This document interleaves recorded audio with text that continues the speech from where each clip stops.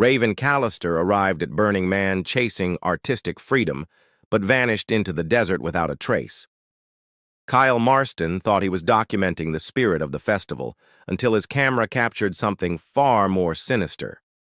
What they discovered wasn't an art installation. It was a secret cult hiding in plain sight. This is the chilling story of the disappearances, the symbols, and the ritual that Burning Man doesn't want you to see.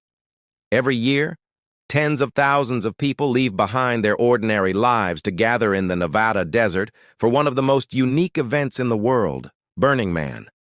It's a city built from nothing, only to be burned back into nothingness.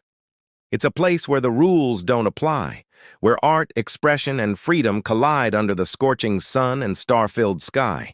But in 2019, the desert claimed something it wasn't supposed to. 26-year-old Raven Callister, an artist and first-time attendee.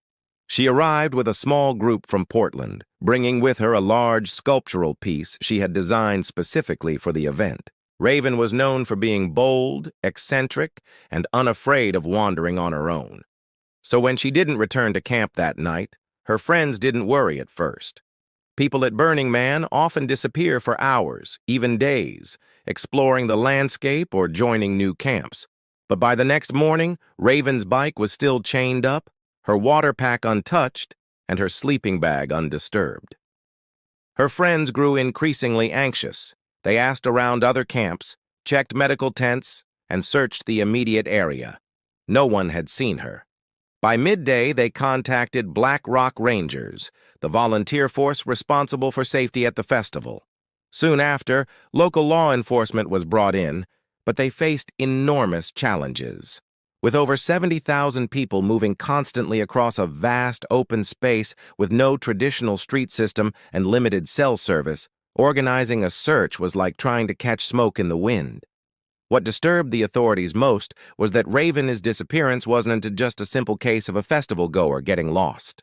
After checking data from a location-sharing app designed by a local tech collective for Burning Man, investigators noticed that her last recorded position was miles away from the main city, deep in an area called the Deep Playa, an unstructured outer zone where few people venture alone.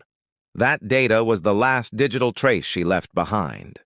As search teams combed the desert for days, hope began to fade. No footprints, no dropped belongings, no distress calls.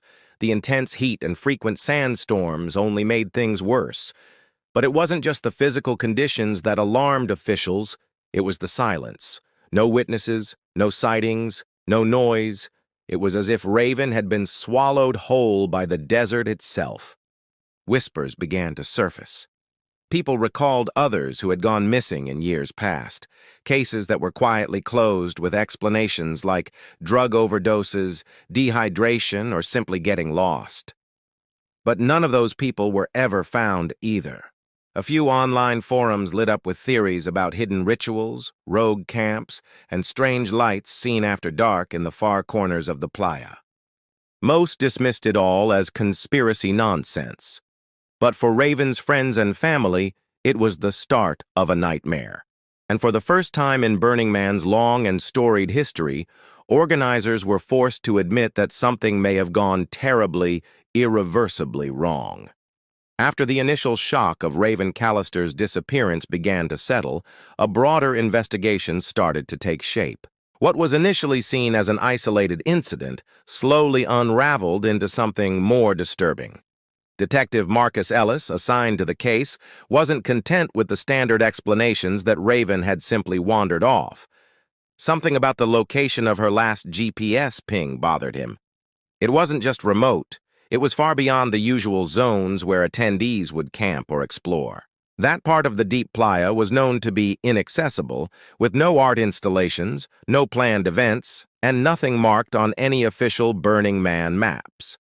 Digging into past records, Ellis found 3 previous missing persons reports filed during past festivals, each dismissed quietly with little media attention. A 29-year-old solo traveler from Arizona in 2016, a 32-year-old photographer from Montreal in 2017, a freelance writer from Berlin in 2018. All of them had come to Burning Man alone. All of them were known for venturing off-grid, And all of them, like Raven, were last detected at coordinates disturbingly close to one another. A clear pattern was forming, one that had somehow slipped beneath the radar for years. At first glance, each case seemed like an unfortunate accident. The desert is vast, and it's easy for someone to get disoriented, especially under the influence or in extreme heat. But none of the missing were ever found. No bodies, no personal items, no witnesses. That level of disappearance felt intentional, and that's what sent alarm bells ringing for Ellis. He reviewed data from the burner-made GPS app, cross-referencing timestamps and pings. The consistency in signal drop-offs between all four victims, including Raven, was uncanny. Each went dark at the same time of night between 2:15 and 2:30 a.m., and always in nearly identical locations deep in the Playa. Ellis decided to send a team to investigate the area again, despite the original search yielding nothing. What they found this time was different. Buried beneath a thin layer of dust and sand was a scorched van, sun-bleached, stripped of all identification, and covered in a residue that suggested it had been through multiple fires. Inside were traces of human activity, clothing fragments, melted plastic, bones that appeared animal in origin, and something that made the entire team stop in their tracks: a half-burned paper mask. Its design resembled Raven's signature artwork, which she often wore in her performance pieces.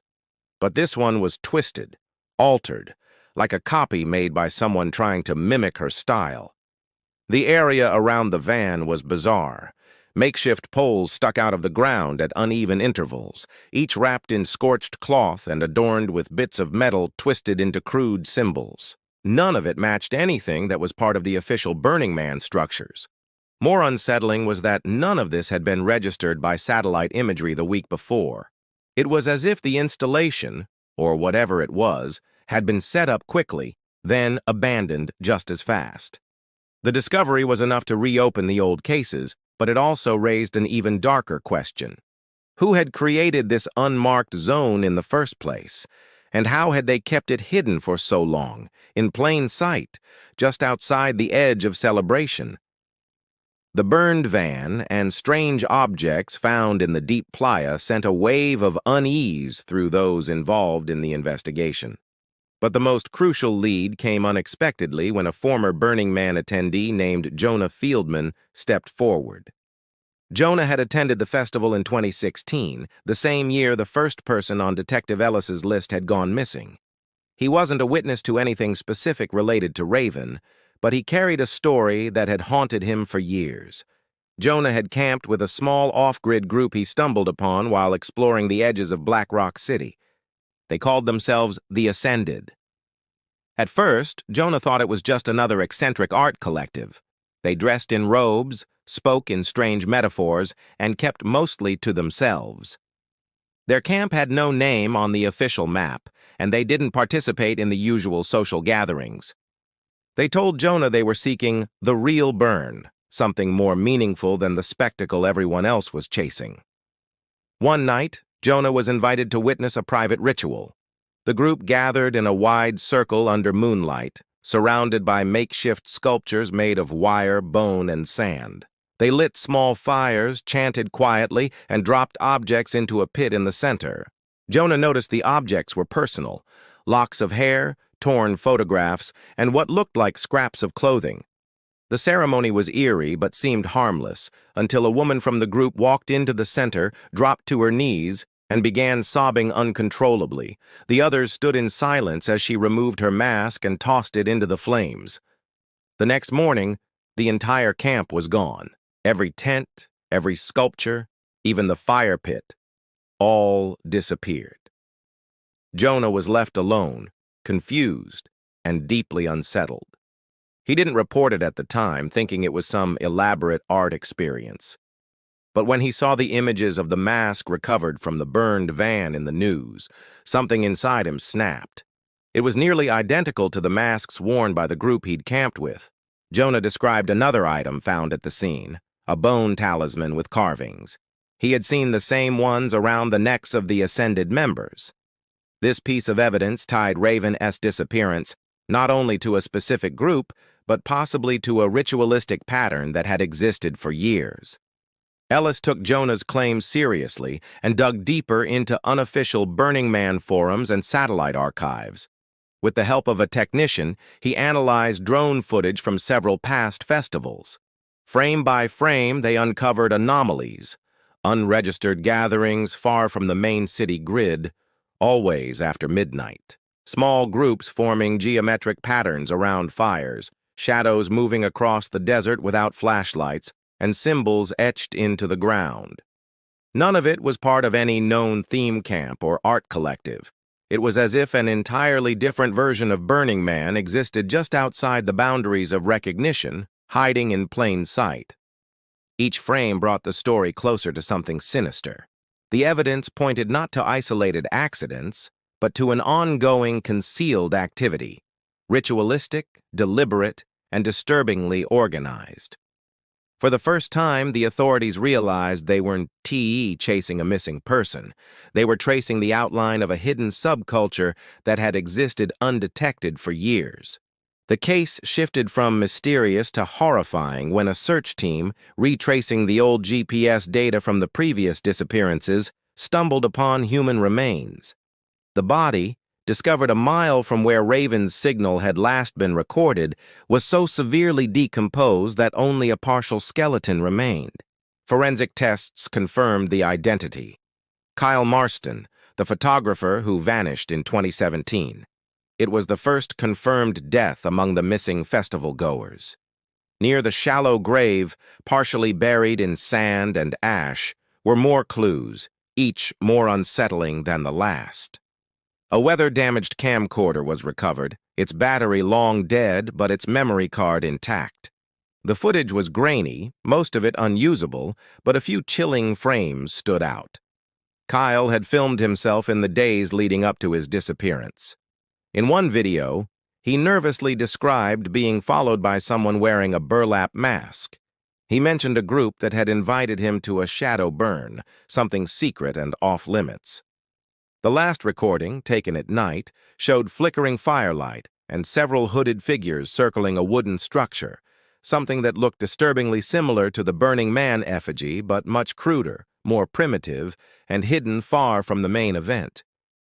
The video ended abruptly as Kyle dropped the camera. Also found in the area were scattered pages from a journal, the ink faded but still legible. The writing didn't belong to Kyle, it belonged to Raven. Authorities confirmed this by matching it to her known artwork and handwriting samples. The entries described her arrival at Burning Man, her excitement about participating, and then a shift in tone. She had been approached by what she thought was a secret performance group. She wrote about being invited to something called the Real Burn, a separate ceremony for people who were, in her words, awake enough to see past the performance. Her last entry was the most haunting. They said if I give something up, I can be reborn. I've given them everything. I think I'm ready. Investigators were forced to confront an unthinkable possibility, that a rogue faction had been operating under the cover of Burning Man, preying on individuals who were adventurous, open-minded, and easy to isolate. These people weren't simply getting lost or overwhelmed. They were being lured. The Ascended, if that was their real name, weren't just a strange offshoot of the festival. They were running something much darker, hidden in the desert dust. Despite the mounting evidence, officials were reluctant to go public. Burning Man's organizers denied any knowledge of secret rituals, fringe groups, or patterns of disappearances. They emphasized the decentralized nature of the festival and pushed back against media attempts to link the event to occult activity. But privately, the tone shifted. More drones were ordered, surveillance increased, quiet warnings were issued to first-time burners about wandering too far from the main grid. Still, the festival's chaotic nature made it difficult to track anyone or anything, and those few who tried to speak publicly about the real burn were dismissed as conspiracy theorists, silenced by ridicule, or overwhelmed by the festival's louder, more colorful distractions. The deeper the truth tried to rise, the faster it seemed to be buried again under the sands of black rock. The growing weight of evidence surrounding Raven Callister's disappearance and the newly discovered remains of Kyle Marston ignited a quiet storm behind the scenes. Though Burning Man's public face remained bright and celebratory, authorities and journalists began working in the background, piecing together a chilling mosaic of patterns, symbols, and silences. The FBI opened a discreet investigation under the pretext of public safety, though they refused to confirm any connection to ritualistic groups or disappearances. But those close to the case knew otherwise. Too many signs pointed to something methodical, something rehearsed. In early 2020, as the world came to a standstill due to the pandemic, Burning Man was forced to cancel its in-person event for the first time in decades. Most attendees moved their experience online, engaging in virtual art shows and digital burns. But one person, a documentary filmmaker from Germany named Elias Schmidt, decided to take advantage of the quiet. Armed with drone equipment and a desert survival kit, he set out alone into the Black Rock Desert to follow the coordinates tied to the disappearances. Elias camped for 3 nights, scanning and filming the empty Playa by day and reviewing footage by night. On the second night, his drone picked up faint movement several miles from where the GPS signals had gone dark in previous years. What he recorded shook even the most skeptical viewers. In the footage, 13 figures stood in a wide circle around a large burning object, too far to identify clearly, but its shape was unmistakably human. The figures wore dark robes and appeared to raise their arms in unison. There was no music, no cheering, no lights, just fire and silence. Elias immediately returned to Reno and submitted the footage to both local authorities and multiple news outlets. The video spread quickly online. Forums lit up with speculation.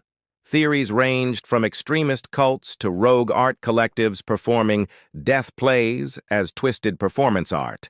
But those closest to the investigation recognized something far more sinister. The structure at the center of the fire wasn't an art piece. It was a replica of the official Burning Man effigy, but its arms were bound. Its head was tilted unnaturally, and one object remained clear in the foreground of the footage.